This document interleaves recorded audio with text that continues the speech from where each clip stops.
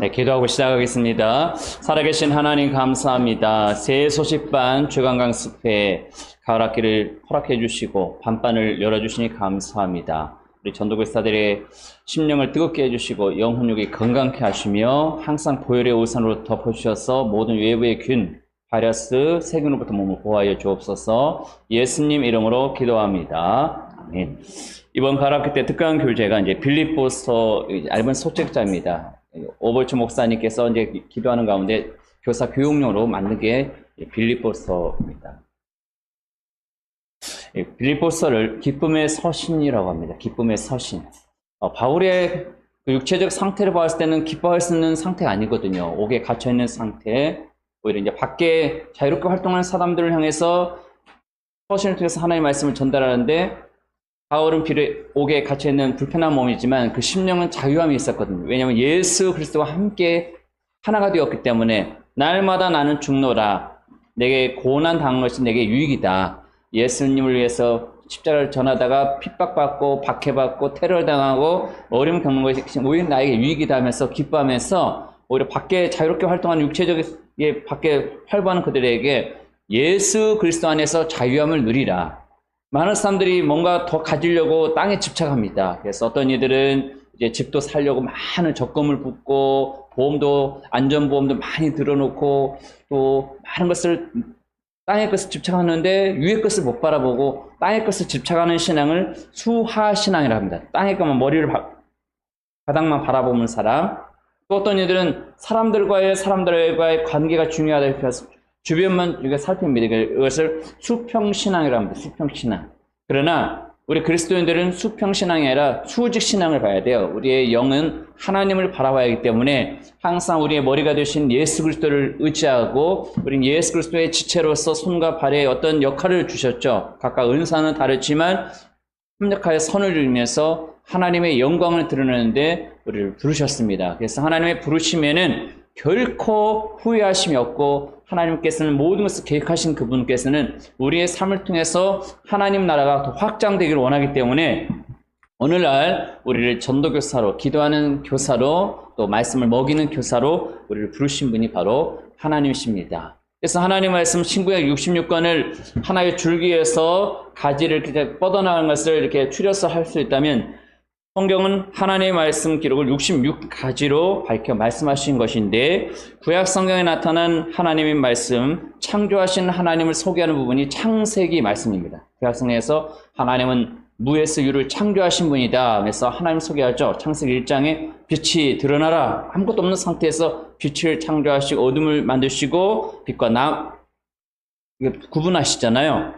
또 구원하시는 하나님을 소개하는 부분이 노예 생활을 400년간 있던 선민 이스라엘 백성들을 강팍한 바로왕의 통치하에서 해방시키는 복음이 바로 출애굽기인데, 이스라엘 백성들을 구원시키시는 하나님, 구원하시는 하나님이 바로 출애굽기라고 말할 수 있습니다. 또 이 오합지졸로 탈출시킨 백성들을 이제 하나님의 선민으로서 내가 거룩하니 내 백성도 거룩할지어다 하면서 이 약속의 말씀을 주시는데, 그게 바로 레위기서에 언약 백성들은 부정한 것을 먹어서는 안 된다. 건강 유지하기 위해서는 정결한 것을 먹어라. 굽이 갈라진 것, 책임지라는 거 구분하죠. 물고기도 비닐이 있는 거 없는 것 구분하면서 선민은 깨끗한 음식을 먹으라 하면서 구분시킨 거룩한 하나님을 소개하는 부분이 바로 레위기입니다. 그래서 하나님께서는 이제 애굽에서 탈출한 이들이 하나님께서 언약의 말씀을 오순절날 시내산에서 율법을 주시면서 10계명 10개의 계명과 613가지 조항을 주면서 선민을 이렇게 살해야 한다면서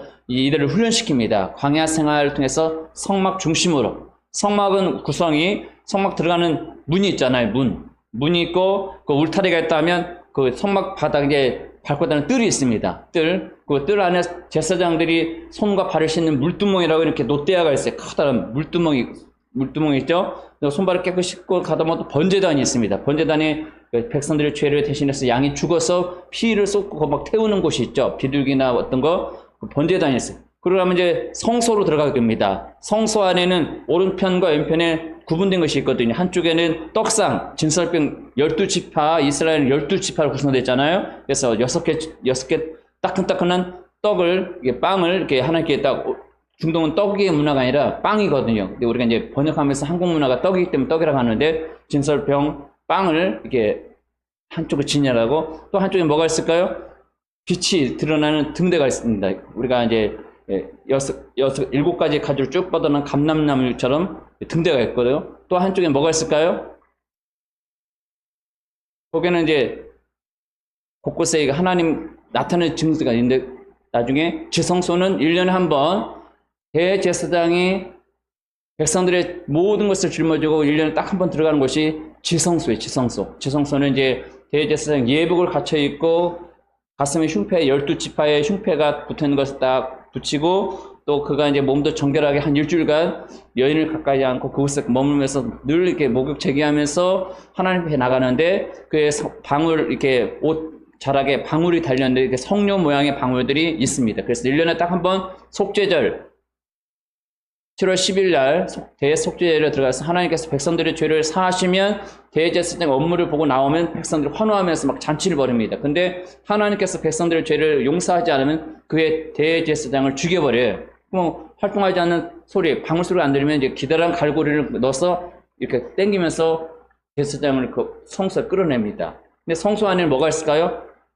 속죄소가 있어요. 속죄소. 그룹이 이렇게 딱 덮고 있는 속죄소 안에는 그 금으로 감싸고 있는 그 법궤 안에는 언약의 말씀, 십계명과 또 만나를 담은 항아리, 또 아론의 죽었는 지팡이에 생명을 넣어서 살구나무가 달리게 한 아론의 쌍난 지팡이가 들어있는데, 이 모든 것은 이제 구약 백성들이 성막 중심으로 12지파들이 동서남북 배치해서 훈련시키는 것을 설명한 것이 바로 민수기입니다. 그래서 민수기는 훈련시키시는 하나님, 이게 오합지졸, 노예 생활 동안 계속 종살이 하던 그들에게 정예 군사로서 하나님의 군대로서 거듭날 수 있도록 훈련시키는 곳이 바로 민수기입니다. 그렇다면 하나님께서는 또한 하나님의 말씀을 잘 알 수 있도록 모세가 하나님께로 부름받기 전에 백성들을 불러놓고서 설명하면서 설교하시죠. 그래서 신명기서에 보면은 언약 백성들에게 신명기 28장에 보면 택한 자들이 이렇게 움직이면 하나님께서 이런 복을 부어주실 것이고, 하나님 말씀 어기면 이런 저주가 임할 것이다 하면서 신명기 28장에 복과 저주의 말씀이 선포되면서 설교 설명하신 하나님이 바로 신명기서거든요. 그리고 하나님께서 이제 정복하는 과정 속에서 승리를 주신 하나님이 소개드린 몸이 바로 제2의 이제 후계자로 여호수아가 쓰임 받으면서 이 정복하는 과정이 나타나는 게 여호수아죠. 그래서 승리를 주시는 하나님은 바로 성취시키신 하나님 여호수아고, 또 이제 재판 관계에서는 백성들이 또 죄를 범하고 또 회개하고 돌이키고 사사를 보내주고, 죄를 돌이키고 회개하고 사사를 보내주고, 계속 하나님을 온전히 믿으면 이방 민족에 칠 수가 없는데, 하나님을 온전히 믿지 않고 이방 종족에 따르는 관습, 그들의 문화, 그들과 결혼하면서 그들의 이 잘못된 이기도 사상을 받아들이면서 우상 숭배하니까 그들이 벌을 받거든요. 하나님께서 채찍을 통해서 미디안, 블레셋, 주변 국가를 계속 어려움을 주니까 그때부터 하나님께 막 부르짖을 때마다 등장시키는 분이 뭐 사사입니다. 사사. 그래서 사사기서를 재판 관계라고 해요. 재판하시는 하나님. 성경을 이렇게 딱 살펴보면 많은 것들이 있습니다. 또 이방인이지만 우리가 가락회 때 다루게 될 공과가 이제 시작 공과는 부자와 나사로, 또 구원받은 라합이라면 이제 융판 공과를 사용하는 5가지 공과가 룻기거든요. 룻기. 그리고 후반부에 느헤미야서를 통해서 5개 공과, 화급 공과를 사용하는데, 이 룻기에서는 기업을 회복시키는 하나님을 룻기입니다. 왜냐면 멸망당했고 멸절을 됐죠. 왜? 라움이 남편 엘리멜렉이 모압 땅에서 죽게 되고, 또 두 아들이 결혼했지만 또 그 한 10년 사는 동안에 두 아들이 죽어버리고, 이방 여인 룻과 또 오르바가 며느리로 들어왔다가 또 너희들도 새 살림 차리라, 그러니까 안 갈 때 막 끝까지 어머니 믿는 하나님, 나의 하나님이고 어머니 민족이 나의 민족이면 어머니 가시는 곳에 나도 가겠습니다 하면서 끝까지 어머니 신앙을 따라가는 룻이 따라옵니다. 그래서 룻이 처음 베들레헴 땅에 딱 도착했을 때 보리 추수하는 시기에 도착한다고 해요. 보리 추수. 이 보리 추수하는 것이 바로 이 무교절 기간의 초시절이거든요. 초시절에 첫 보리 타작을 흔들어서 하나님께 요제를 드리는 것이 초시절 열매인데, 이 보리 추수할 때 모압 땅에서 나오미와 며느리 룻이 등장하면서 이제 보아스를 만나게 되고, 또 하나님께서 그 과정에서 타작하는 과정까지 쫙 진행하다가 이제 결혼하게 됩니다. 그래서 결혼하면서 이제 그들의 무너진 기업을 이어주는 기업을 상속시키는, 그래서 기업 물을 자라는 단어가 이 룻기스에 나오는데 우리의 영원한 기업은 바로 예수 그리스도가 우리의 보아스가 되잖아요. 우리는 이방인 룻과 같은 이방 교회들이고 예수님은 유대인이고 유대인으로 나셨고 또 보아스처럼 왕이시기 때문에 그 안에 우리의 기업을 이어주는 부분을 소개하는 것이 룻기라고 말할 수 있습니다. 또 한나의 기도를 통해서 하나님께서 그 불인을 통해서 많은 고난을 당하잖아요. 왜냐하면 자녀가 없기 때문에 남편 엘가나에게 사랑을 듬뿍 받지만 자녀가 없으니까 매년마다 하나님께 예배드리러 올 때 막 불인나가 속을 막 뒤집습니다. 뒤집으니까 막 한나가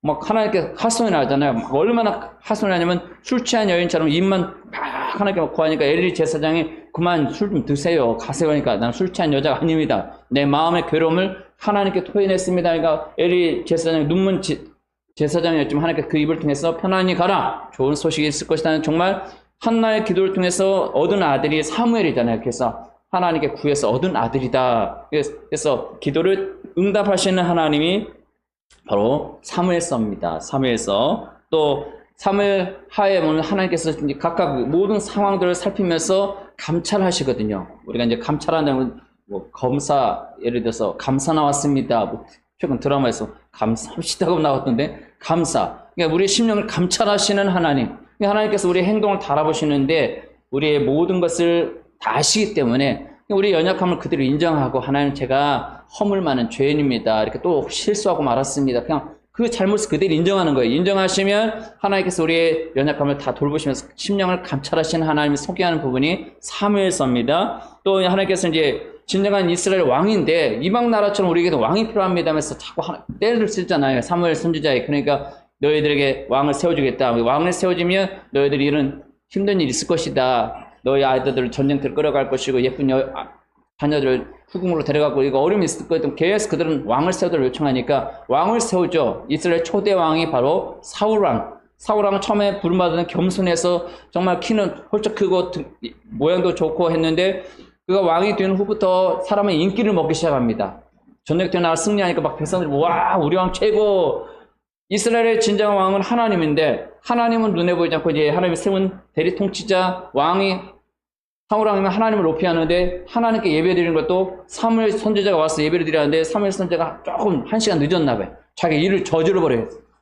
대신 예배드리면서 하나님의 뜻을 어긋난 방향으로 자꾸 합니다. 아말렉과의 전투에서 모든 걸 진멸하라 했는데 좋은 건 다 살려내잖아요. 소와 염소 또 아가 왕을 사로잡아서 뽑는 이라고 내가 왕 잡았어. 그러니까 하나님께서 이제 왕을 버려버렸잖아요. 하나님께서 더 좋은 왕을 선택한 뒤 다윗을 선택하죠. 그래서 이제 왕을 세우시는 하나님이 바로 열왕기 상입니다. 열왕기 상하에 다스리신 하나님, 예언자를 보내셔 성취하신 하나님을 소개할 수 있죠. 또 하나님께서는 요나서를 통해서 북이스라엘이 아수를 통해서 멸망을 당했죠. 북이스라엘 BC 722년도에 멸망을 당했어요. 왜? 하나님을 믿었으면 멸망을 안 당할 텐데 북이스라엘은 늘 악한 왕이 등장합니다. 우리가 최고로 악한 왕이라고 했었는 게 아합 왕인데 북이스라엘은 하나님 믿지 않고 이방 종속을 따르면서 온갖 죄를 저지르니까 그냥 BC 722년도에 멸망을 당해요. 아수를 통해서. 근데 북이스라엘에서 복음을 외치는 선지자들이 많이 등장하죠. 그 끝자락에는 호세아 선지자였다면 이때 이제 요나 선지자가 하나님께 부름받습니다. 니누에 가서 소식을 전해라, 회개하라고. 그러니까 이 악한 민족, 원수 민족, 멸망당했으면 좋겠다 해서 니누에를 안 가고 다시스로 가다가 풍랑을 겪죠. 풍랑을 겪으면서 이제 엄청난 고난이 있을 때 나를 바다에 던지세요. 그러니까 사람들이 막 겁내서 안 던지고 나를 던져야만 여러분 삽니다. 그러니까 정말 던졌더니 풍랑이 잠잠해지거든요. 근데 참 던져낼 순간 하나님께 예비한 물고기가 있었습니다. 커다란 물고기가 꿀꺽 삼킵니다. 근데 요나가 3일 동안 거기서 그냥 소화가 돼서 녹아버린 것이 아니라 막 거기서 막 투쟁했겠죠. 막 물고기를 때리면서 막 여러 가지 죽음의 터널을 건너가면서 하나님께 토해냅니다. 다시 살려주시면 제가 사명 감당하면서니까 하나님께서 요나를 니누에 해변에 토해내게 했죠. 물고기를 토해내게 해서 이제 가서 외칠 때 40일 동안 외쳐야 할 것을 하루만 외칩니다. 근데 그때 이 니누에 아수르 수도의 하늘에 아마 달이 붉은 달이 떴나 봐요. 우리가 가끔 붉은 달을 볼 때가 있잖아요. 이게 붉은 달을 뜨고 또 이게 회개 메시지를 선포하는데 놀라운 것은 백성들이 듣고 깨닫는 거예요.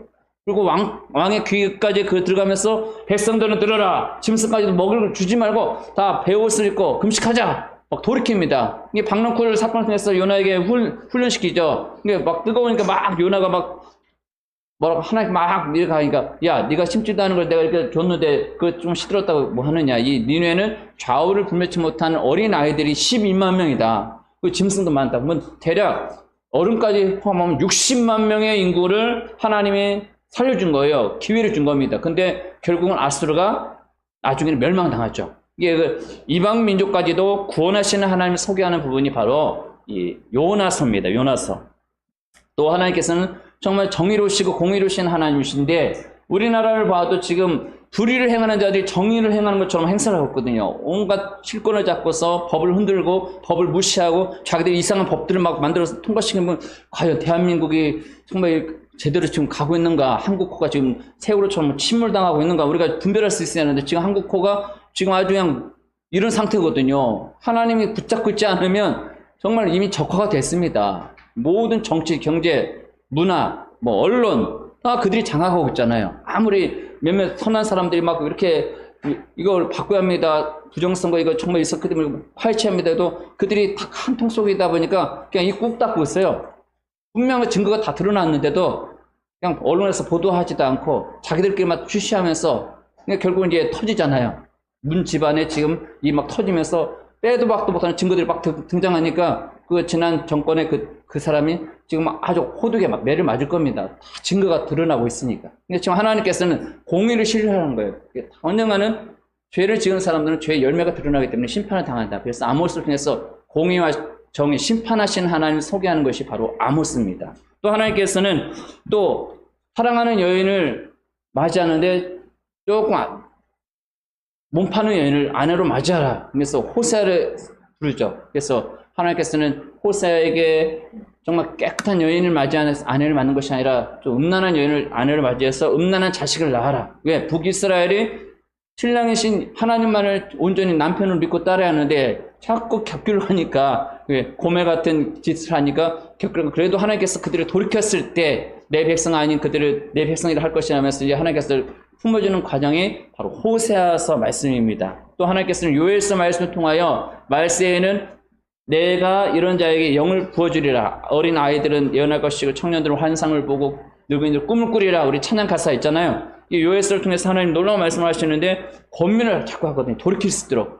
하나님을 바라보라. 우리의 신앙은 수화신앙, 수평신앙이 아니라 수직신앙, 오직 하나님만을 바라봐라. 권면하도록 유도를 합니다. 그게 바로 요엘서거든요. 또 미가서에 보면은 미가서가 예수님 탄생하기 전 750년 전에 선지자 활동을 하신 분인데 베들레헴 향해서 이제 이스라엘 구원자가 태어날 것이다며 미가서 5장이죠 보면 예수님이 베들레헴에 태어날 것을 예언합니다. 근데 그때 미가서를 통해서 하나님 경제, 정의를 부르짖는 하나님을 소개하는 부분이 바로 미가서예요.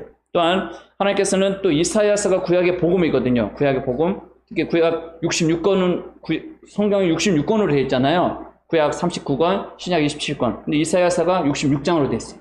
66장인데 구약 중에서도 이사야 53장이 구약의 복음서입니다. 그래서 우리가 그가 채찍의 맞춤으로 우리가 나았다는 말씀을 많이 인용하잖아요. 우리는 다 양 같아서 그릇 행하여 제기로 갔지만 여호와께서는 우리의 모든 죄악을 그에게 덮으면서 지게 하셨어요. 근데 그분이 오셨을 때는 모양이 이렇게 흠모한 모양이 아니었고 정말 볼품 없었다. 이사야는 예수님 오시기 전 700년 전 선지자인데 미리 눈을 열어서 보여준 거예요. 메시아의 모습을 보여주면서 이렇게 보잘것없는 모습으로 오시는구나. 그래서 구원하신 하나님 또 소개하는 부분이 바로 이사야서입니다. 또 하나님께서는 나음서를 통해서 하나님은 보복하신다. 원수를 하나님께 맡기라고 했죠. 우리가 원수를 갚으려고 하지 말고 그들을 위해서 축복 기도를 해주는 거예요. 계속 하나님.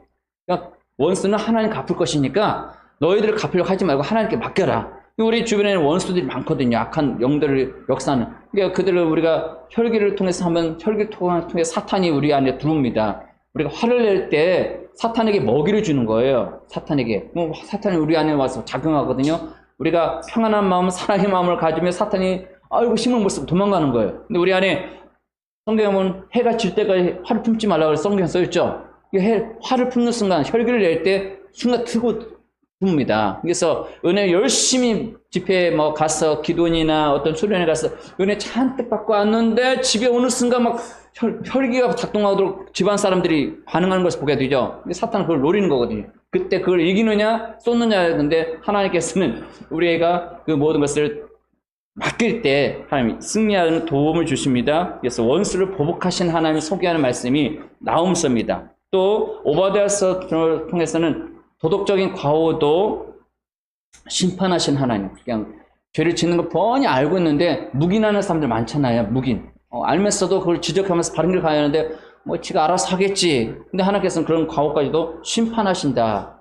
우리가 에스겔서를 통해서 보면 하나님 심판하시는 하나님 소개합니다. 그래서 복음을 전하는 자가 있으면 들을 사람 귀가 있으면 살아나는 것이고 그걸 무시하는 자들은 심판하시는 하나님. 그래서 아버지의 신앙, 노아, 뭐 다니엘 누가 등장해도 그 아들에게 그걸 전가가 안 되면 그 신앙은 1대1이기 때문에 나는 구원받아 올라가는데 그 자녀가 거듭나지 않으면 다 떨어진다. 그래서 핏값을 요구한다고 했어요. 우리가 때를 얻든지 못 얻든지 복음을 전하라는 말씀은 그냥 우리에게 기회가 왔을 때 새해 설파이든 주일학교 현장이든 이 명절 기간에 친척이 왔을 때 때를 얻든지 못 얻든지 성령님께서 내 마음을 주장하시면 복음을 전할 의무가 있는 거예요. 우리는 이미 복음 받아들이는 입장이기 때문에 이 복음을 전할 나팔스로 쓰임을 받을 필요가 있습니다. 그래서 하나님은 심판하시는 하나님을 소개하는 것이 또 에스겔이에요.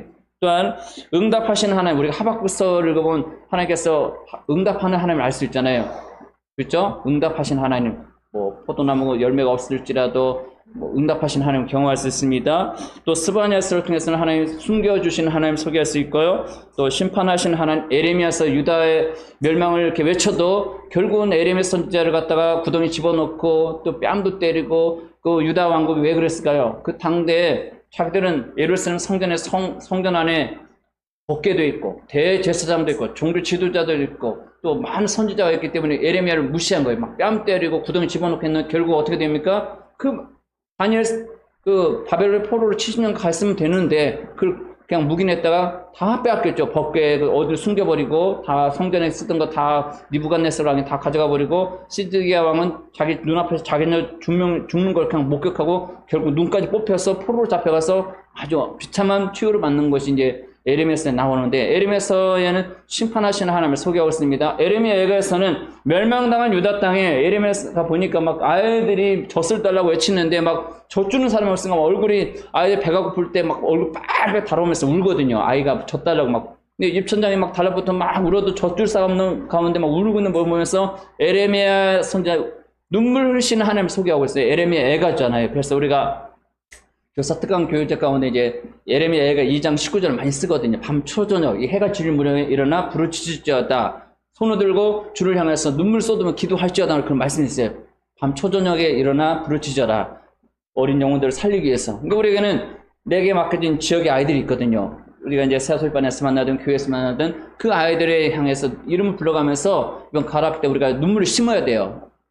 거두시는 분 하나님이거든요. 그냥 우리는 다만 그 영혼을 위해서 기도하고 품어주면서 격려해주고 세판에 오면 정말 잘 왔다. 친구 데리면 정말 잘해왔다. 그래서 격려하면서 품어줄 필요가 있습니다. 또 하나님께서는 포기하지 않는 하나님을 소개하는 것이 다니엘서거든요. 다니엘서가 다니엘은 포로로 잡혀가서 정말 아주 안 좋은 환경이잖아요. 그러나 다니엘의 뜻을 정했어요. 내가 우상의 음식을 먹지 않으리라. 아무리 좋은 기름진 음식을 막 갖다 줘도 왕이 우상 앞에 절한 거였기 때문에 먹지 않으라면서 다니엘과 3명의 친구가 뜻을 정하죠. 그래서 환관장에 하나님께서 마음을 움직여서 왕의 진미를 먹지 않고 그냥 우리는 물만 채식만 먹겠습니다. 그 열흘간 한번 봐주세요. 우리 얼굴색이 저들보다 안 좋으면 우리도 어쩔 수 없지만 우리가 더 좋아지면 그냥 3년 내내 그냥 물과 채식만 먹게 해달라고. 그대로 했더니 정말 하나님께서 뛰어난 자가 있잖아요. 그때부터 10배나 지혜를 더 부어주시고 다니엘은 더 특별한 꿈 해석할 수 있는. 그래서 하나님께서 이 뇌 구조 이 모든 걸 하나님께서 재정비하신 것 같아요. 다니엘에게는 다른 사람이 알 수 없는 놀라운 꿈의 해석을 할 수 있는 요셉에게 꿈 해석을 해 능력을 주신 것처럼 다니엘에게 꿈 해석을 주시고 다니엘에게 결국 마지막 시대에 펼쳐질 일들을 보여준 것이에요. 이 마지막 때 여러 왕들이 등장하면서 금신상에 바벨론의 왕 느부갓네살 꿈을 꿔도 아무도 해석을 못하는데 금실상의 어떤 모습을 보고 또 다니엘서 9장에 보면은 다니엘 71회라는 하나의 말씀을 넣어주면서 선민 이스라엘과 언약이다 하면서 다니엘 71회 혹시 들어보셨나요? 그 언약을 통해서 하나님 일하는 것을 인류의 마지막 사건까지 다 기록하는 것이 바로 구약의 예언서 중에 계시록을 할 수 있는 게 다니엘서입니다. 그래서 하나님께서는 이 다니엘을 통해서 포기하지 않는 하나님, 또 진노하시는 하나님이 바로 심판하시면서 진노하시는 하나님 에스겔을 소개할 수 있습니다. 또 하나님께서 에스라를 통해서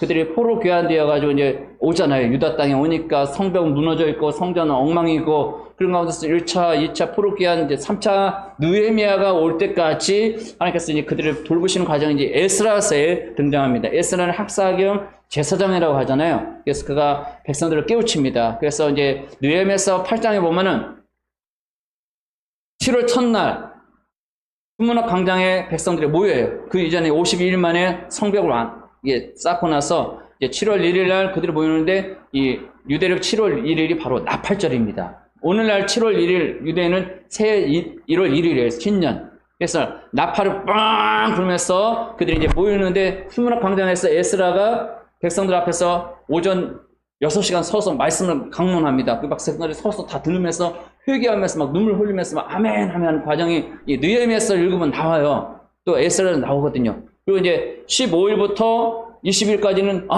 광야 시대에 우리가 초막에 거했구나. 초막절을 지키기 시작합니다. 그래서 막 곳곳에 가지 같은 거 종려나무 쫙 빠져있는 대추나무 열매가 종려나무에서 나오는데 가지 같은 거 꺾어와서 또 이렇게 초막을 짓는 초막절을 지키면서 하는 것들이 느헤미야서에 나옵니다. 그래서 하나님께서는 도우시는 하나님을 소개하는 것이 바로 에스라라고 할 수 있습니다. 또 학계에서 말씀을 통해서는 이제 하나님은 아버지시고 또 남편 역할이기 때문에 책망하시거든요. 왜? 자꾸 엉뚱한 길을 가니까 책망하면서 또 품어주며 격려하시는 하나님이 바로 학계라고 할 수 있습니다. 또 스가랴서는 또 기억하시는 하나님. 스가랴서 우리 예언서인데 스가랴서 14장에 보면은 하나님께서 또한 이 마지막 때 초막절 이 땅에 실현하는 것을 보여주고 있어요. 초막절이 바로 예수님의 메시아 통치하는 시대. 예수님이 지상재림하셔서 악인을 멸망시키잖아요. 적그리스도를 불못에 집어던지고 또 거짓 선지자를 불못에 던지고 악한 영 마귀는 무저강의 끝없이 없는 구덩이 속에 집어넣는데 그때부터 이제 이 땅에 새하늘과 새 땅이 펼쳐지면서 죄가 없는 세상 메시아가 통치하는 천년 왕국 시대가 도래합니다. 그게 바로 초막절 하나님의 사람과 함께하는 그 시대가 바로 초막절인데 스가랴서의 그 초막절에 대한 걸 소개하고 있어요.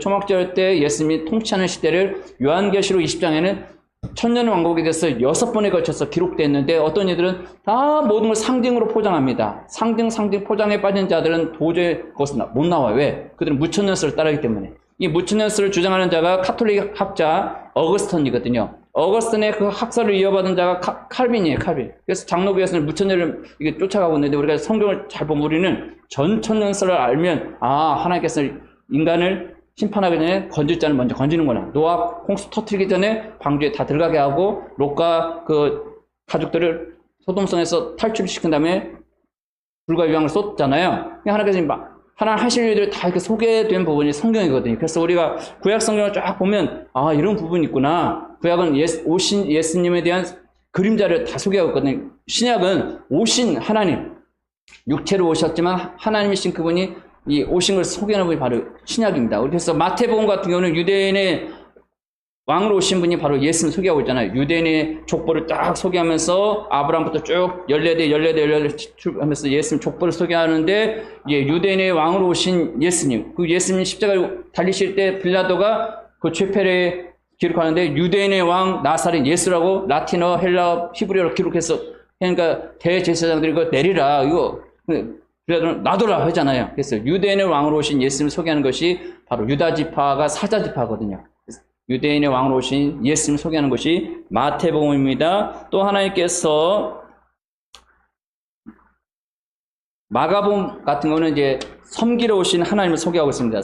종의 역할로 손은 모든 것을 다 내어주잖아요. 섬기면서 죽을 때 모든 뼈까지도 꼬리까지 다 내어주는 것처럼 예수님은 종의 모습으로 오셔서 섬김을 받으러 온 것이 아니라 섬기러 왔다 하면서 예수님이 섬기는 모습을 소개하는 부분이 마가복음. 마가복음은 이방인과 유대인을 향해서 쓴 말씀이에요. 마태복음은 유대인 대상으로 썼다면 마가복음은 유대인과 이방인의 대상을 쓴 것이 이 마가복음이에요. 그렇다면 누가복음은 이방인에게만 대상을 쓴 거예요. 데오빌리오라는 단어가 나오죠. 데오빌리오. 사도행전에도 이어지는 부분인데 이방인을 향해서. 그래서 예수님께서는 이 누가복음에서는 인자, 참 사람으로 오신 인자는 안식일의 주인이다.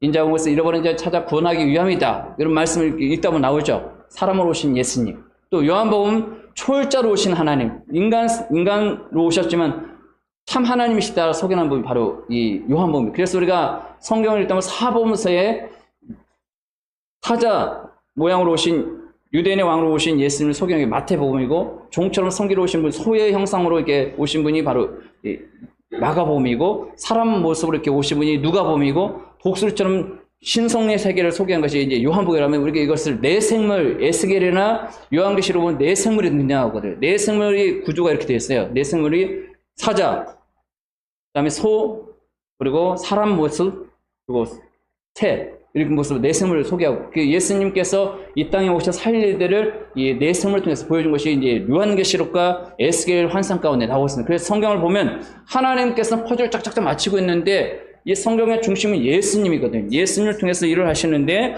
하나님께서 이제 신약 시대를 쫙 보면 이제 사도행전을 성령으로 오셔서 성령으로 임하신 하나님이 사도행전을 본격적으로 소개하고 있죠. 사도행전 2장에 보면 오순절날 성령이 강하게 역사하시고, 또 이제 다시 오실 하나님, 재림하시는 예수를 소개하는 부분이 데살로가 전서 4장에 보면 이 마지막 때 나팔 불면 죽은 자가 살아나고 우리가 또 살아있는 변화체 몸으로 공중 끌어 올려져서 하늘나라 가서 영원토록 잔치한다는 말씀 나와요. 데살로가 전서, 또 후서에 보면은 오래 참으신 하나님 소개하는 부분이 바로 데살로가 후서입니다. 그리고 갈라디아서는 믿음을 소개하는데 또 자유케 하시고 섬기시는 하나님, 바로 갈라디아서 소개하고 있죠. 그 사도는 자기가 예수님의 제자들을 통해서 자기가 복음을 받아들인 것이 아니라 친히 예수님께서 자기를 찾아오셔서 아라비아 광야에서 3년간 가르쳤다고 기록한 것이 이제 갈라디아서 1장 17절에 기록되었어요. 그래서 이 갈라디아서 통해서 2장 20절에 내가 그리스도와 함께 십자가에 못 박혀 죽었다. 그런데 이제 내가 산 것이 아니라 오직 내 안에 예수님이 살고 있다. 내가 사는 목적은 오직 하나님의 아들 예수님 믿는 믿음으로 사는 것이라면서 믿음을 자꾸 얘기합니다. 그래서 몽학 선생은 율법이다. 진정한 자유함은 예수 그리스도를 믿어야만 열매가 맺힌다. 성령의 9가지 열매를 소개하죠. 사랑, 희락, 화평, 오래 참음, 자비, 양선, 충성, 온유, 절제. 갈라디아서 5장에 뭐 성령의 열매를 요구하는데, 우리가 하나님께 속했다면 성령 충만함을 구하라. 세월이 너무 빨리 간다. 세월이 악하니까 성령 충만함을 구하라면서 소개하는 부분이 갈라디아서입니다. 또 하는 말씀 가운데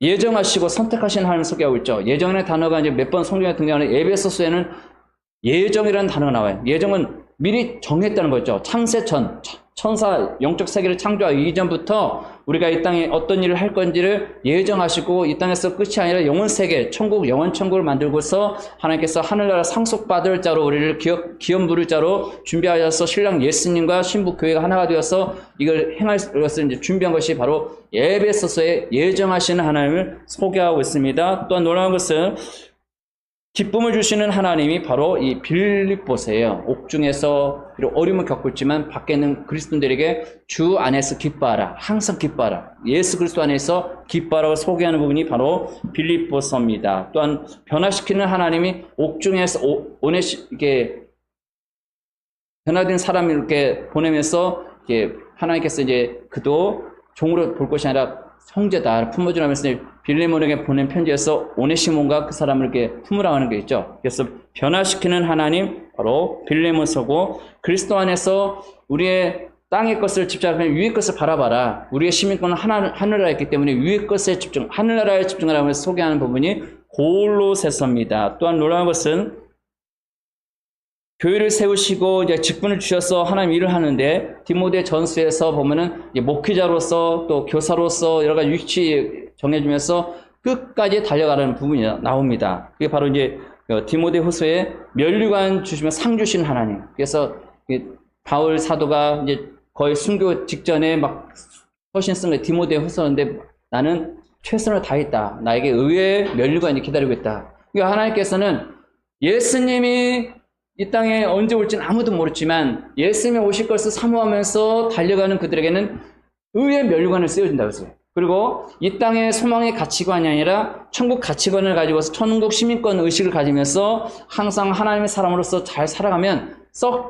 썩지 않는 면류관을 씌워준다. 썩지 않는 면류관. 그리고 목숨을 내어줄 정도로 정말 희생하며 선신한 자에게는 생명의 면류관을 주겠다. 또 하나님께서는 뭘 줍니까?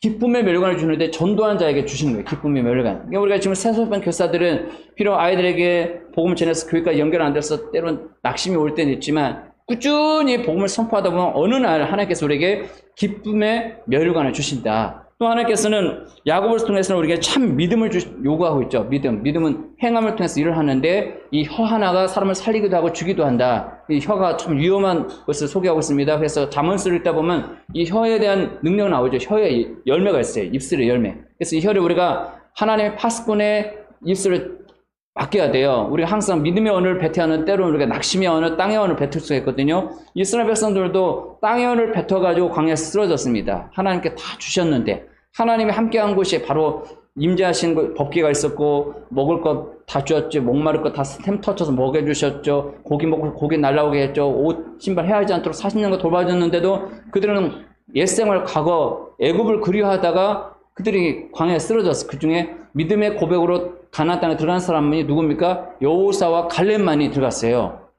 모세조차도 쳐다보기만 했죠. 바라봐라. 너는 못 들어간다. 너가 하나님 영광을 드러내지 않았기 때문에 너는 못 들어간다 하면서 바라보기만 하고 모세도 시신을 숨겨버렸죠. 근데 하나님께서는 믿음의 고백을 할 때 일을 하시는데 우리가 거울 보면서 자기 자신을 향해서 믿음의 언어를 선포해야 돼요. 그리고 가족 구성원들에게 현장 세솔반 아이들에게 주일학교 어린이들에게 믿음의 씨앗을 넣어줘야 합니다. 씨앗을 넣으면 분명히 자라나게 됐어요. 근데 죄악의 씨앗을 넣으면 죄악의 씨앗이 쫙 자라면서 죄악의 열매가 잘 자랄 수 있고 믿음의 씨앗을 넣으면 믿음의 씨앗이 잘 자라서 일을 하는데 우리가 기도를 도와줘야 돼요. 기도를 도와주고 격려해주고 또 말씀 큐티했니? 한번 그래 뭐가 기억에 남니? 계속 하면서 우리가 돌봐주면서 하나님의 사람으로 세워갈 필요가 있습니다. 이거 전체 하려면 시간이 많이 가서 하나님께서는 이 66가지를 통해서 예수 그리스도를 소개하고 있는데 이 빌립보서에서는 뭘 소개하느냐? 이건 기쁨의 서신이기 때문에 이 빌립보서에서는 정말 하나님의 사람으로서 우리는 이 땅의 가치관이 아니라 하늘 가치관, 수직 신앙을 가져야 한다. 많은 사람들은 자꾸 땅에 집착하고 있잖아요. 평수 늘리기, 건물 사고, 뭐 적금 들고. 근데 그게 중요한 것이 아니라 생활에 필요한 거 다 주시거든요. 우리는 그의 나라와 그의 의를 구하면서 나갈 때 하나님이 일을 하신다. 우리 이 말씀을 읽어보죠. 시작. 모든 성경은 하나님의 감동으로 된 것으로 의로 교육하기에 유익하니 이는 하나님의 사람으로 온전하게 하며 모든 선한 일을 행할 능력을 갖추게 하려 함이라. 하나님께서는 하나님의 자녀, 하나님의 백성들이 부실한 상태에서 가라지 쭉정이로 남기를 원치 않습니다. 이 안에 속사람이 이 속의 영혼이 예수 그리스도의 인격으로 꽉 차서 우리 속에 예수님의 DNA가 100%가 되기를 원하고 있어요. 참 아들. 한 50%면 양자 역할이 있죠. 근데 100%꽉 되면 참 아들이 되어서 하늘 곳간을 옮겨지기를 원하기 때문에 6,000년간 지구 농사를 하나님 짓고 있는 거예요. 지구 농사. 우리가 1년 농사하는 분들은 밭농사든 논농사든 1년 곡식을 심기 위해서 노력을 많이 하죠. 씨를 심었으면 풀도 뽑아주고 물도 대주고 관리하면서 가을에 걷어들입니다. 1년 농사. 또 과일나무 이런 배나 사과는 10년 농사를 짓는 거예요. 10년 동안 잘 길러야 제대로 된 열매를 따먹을 수 있어요. 10년. 또 부모님들은 인생 자식 농사를 짓잖아요. 자식 농사를 통해서 그가 칠순잔치든 팔순잔치 자녀들 막 했으면 또 정말 자식 농사 잘 지었네요. 이렇게 사람들 얘기하잖아요. 그게 자식 농사. 근데 하나님께서는 우리 속사람 농사를 하고 있어요. 경건한 자손. 인류 역사 6,000년 가운데 하나님께서는 경건한 자손을 계속 훈련시키는 거예요. 강하게. 고난을 통해서 좁은 문, 좁은 길. 그래서 예수님께서는 제자의 도를 알려주잖아요. 누구든지 나를 따라오려거든 날마다 자기를 부인해라. 자기를 부인하고 자기의 십자가를 지고 예수님을 쫓아라. 근데 예수님 걸어간 길은 결코 넓은 길이 아니었거든요. 사람들한테 조롱당하죠. 예수님도 복음 전할 때 가족들이 미쳤다. 예수님 가족들조차도 예수님 미쳤다고 했어요. 그렇죠? 그 예수님 전할 때 동네 마을에 와서 전하니까 사람들이 안 믿었어요. 야, 목소리만 들려. 예수가 뭘 전하는데 기적이 막 안 나타났어요. 다른 지역은 막 병도 고치고 귀신 떠나가고 막 역사가 나타나는데 예수님이 살았던, 자라났던 곳을 이렇게 하면 선지자가 고향에서는 이렇게 인정받지 못한다 하면서 이렇게 떠나는 모습 나옵니다. 근데 놀라운 것은 하나님의 말씀 가운데 온전하게 된다는 것은 속 사람이 예수 그리스도의 사람으로 꽉 채워져서 하나님 보실 때 너는 됐다. 에녹과 같은 삶을 원하는 거예요. 365일 에녹이 300년간 하나님의 말씀을 동행하면서 죽지 않고 올라갔잖아요. 변화체 몸은. 하나님께서는 선한 일을 하길 원하는데 이 선한 일이 바로 복음을 전하는 겁니다. 복음을 전한다는 것은 우리 교회 목사님 프로그램을 소개하는 게 복음이 아니에요. 예수 그리스도를 전하는 게 복음이거든요. 너희 속에 착한 일을 시작하신 이가 그리스도의 나라까지 이루기를 원하신다는 말씀 있잖아요. 이 선한 일이 바로 예수 그리스도를 전하는 게 가장 선한 일입니다. 그래서 새 서식반 하는 것이 얼마나 큰 선한 일을 하고 있습니까? 복음 듣지 못한 아이들에게, 교회 밖에 이뤄진 아이들, 교회 안에 있는 아이들, 복음을 전하는 것은 선한 일이기 때문에 하늘나라 가면 상이 막 우리에게 진열대 있을 것 같아요. 우리 이아연 선생님이 TC를 잘 마쳤는데 이제 이 TC 훈련 후 새소식반을 잘 감당하고 또 현장에서 또 하다가 교회 직분 받고 이렇게 하다가 어느 순간 하나님 나라 들어갔는데 막 상급이 쌓여있다고 생각해 보세요. 그걸 바라보라는 거예요. 그게 소망입니다.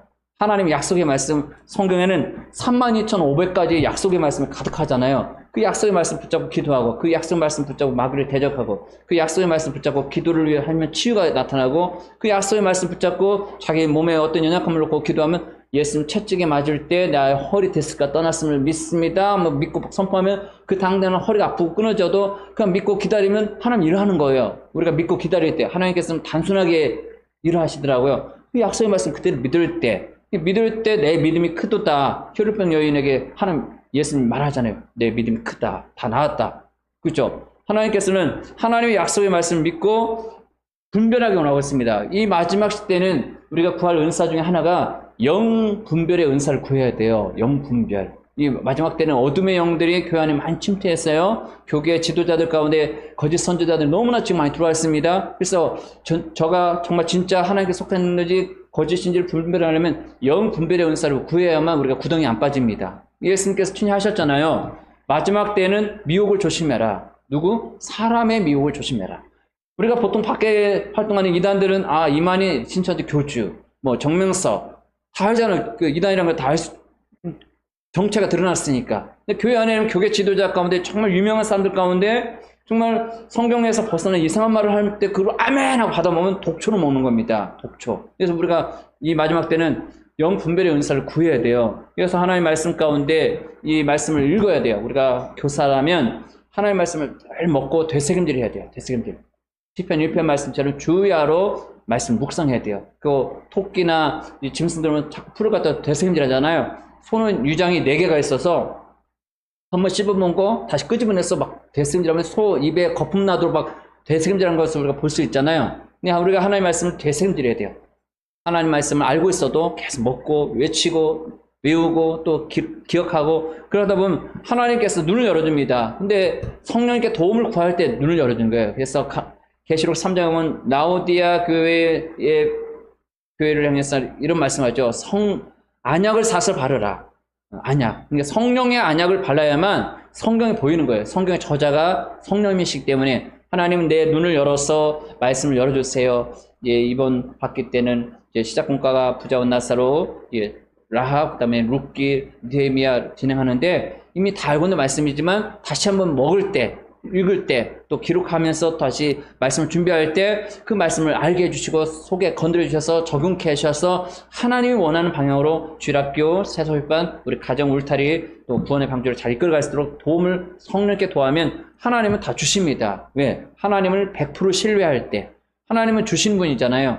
구하라, 찾으라, 두드려라. 성령을 구하면 주신다고 했죠. 지혜가 부족하느냐? 지혜를 구하라. 지혜를 주신다. 하나님께서는 겨자씨 많은 믿음만 있어도 큰 일을 한다고 했어요. 우리 안에 겨자씨 많은 믿음이 쭉 들어와서 어느 순간에 큰 나무가 돼서 많은 일을 살릴 수 있는 그런 도구가 되어야죠. 그러니까 복음을 들은 아이들이 겨자씨 많은 믿음이 그 안에 들어가서 믿지 않는 불신자 가정 아이가 와서 복음을 듣고 그 아이가 그 약속 말씀 들고 기도하는 가운데 약속의 말씀처럼 주 예수를 믿으라. 그러면 너와 내 주 구원 온다는 그 놀라운 사건이 가정 펼쳐지고 기대하면서 믿을 때 하나님 일하시는 겁니다. 그래서 성경을 말씀을 읽고 듣고 되새김질하면서 온전한 일을 하는 교사 되기를 원하는 때문에 이번 빌립보서 이제 특강 교재를 제시 오버치 목사님이 기도하는 가운데 교사 교육용으로 여러분 소책자이긴 하지만 그것을 준비했어요. 그래서 빌립보서가 이제 1, 2, 3, 4장으로 되어 있는데 이 부분들을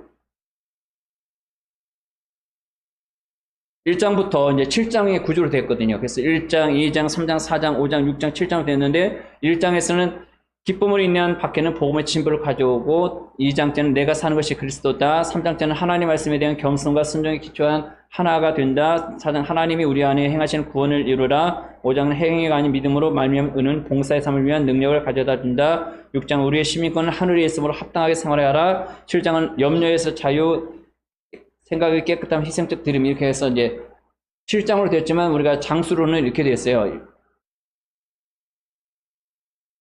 그래서 1, 2장이 1장 구조, 그 다음에 3, 4장이 2장, 5, 6장이 3장, 7장이 4장 이런 식으로 빌립보서가 붙었는데 오늘은 빌립보가 서론이기 때문에 제가 서두에 신구약 66가지 중에 일부를 잠깐 제가 소개했습니다. 왜냐하면 성경에서는 오직 예수님만 전하고 있어요. 구약 전체나 신약 전체에 구약은 오실 예수님을 소개하고 있고 신약은 오신 예수님을 소개하고 있고 또 다시 오실 예수님을 소개한 것이 바로 예언이잖아요. 다니엘서, 또 에스겔, 또 스가랴, 또 요한계시록, 마태복음 24장 후반부부터 쭉 종말복음 이게 다 오실 예수님을 소개하고 있는데 지금 우리가 살고 있는 시대는 아주 세상이 무르익고 있습니다. 무르익고 있어요. 그래서 우리가 시대의 분별력을 가져야 합니다. 아침에 검구름이 하늘에 쫙 깔려있으면 아우 오늘 날씨 굳겠네 우산 챙겨야지 가잖아요. 요즘 뭐 스마트폰에 이제 날씨 예보가 나오지만 예전에 없으면 하늘 보면서 분별하잖아요. 근데 예수님이 이런 말을 했죠. 너희가 천기는 분별할 줄은 모르면서 왜 시대를 분별하지 못하느냐. 그러니까 오늘날은 우리가 시대 분별을 해야 하거든요. 그래서 우리가 하나님의 말씀을 읽으면 성경은 말씀 기준이고 나침판이기 때문에 예수님이 우리 인생의 매뉴얼이고 우리 인생의 내비게이션이잖아요. 천국 가는 내비게이션. 예수님 알려주는 방향으로 가야 내가 곧 길이요 진리요 생명이니 나로 말미암지 않고는 아버지께 올 자가 없다. 예수님 하신 말씀대로 우리가 잘 배워서 주일학교 어린이들, 새 술반 어린이들, 또 이번에 명절 때 만날 친척들에게 혹시 기회가 왔을 때 복음 전할 기회를 다무를 미루지 않고 꼭 전하는 교사가 되었으면 합니다. 기도하겠습니다. 하나님 감사합니다. 저녁반 교사들에게 힘을 주시고 직장에서 또 생활 영역에서 왔기 때문에 몸이 고단합니다. 하나님 우리의 영혼력을 건강케 하시고 또 새 소집반 현장에서도 활력 있게 할 수 있도록 동역자를 보내주세요. 기도의 동역자, 물질 동역자, 협력자 또한 현장에는 어린이가 왔으면 좋겠습니다. 정말 복음 들을 아이들 이미 복음 들었던 아이들 보내주옵소서. 예수님 이름으로 기도합니다. 한 3분간만 잠깐 쉬었다가 첫과 시범을 진행하도록 하겠습니다.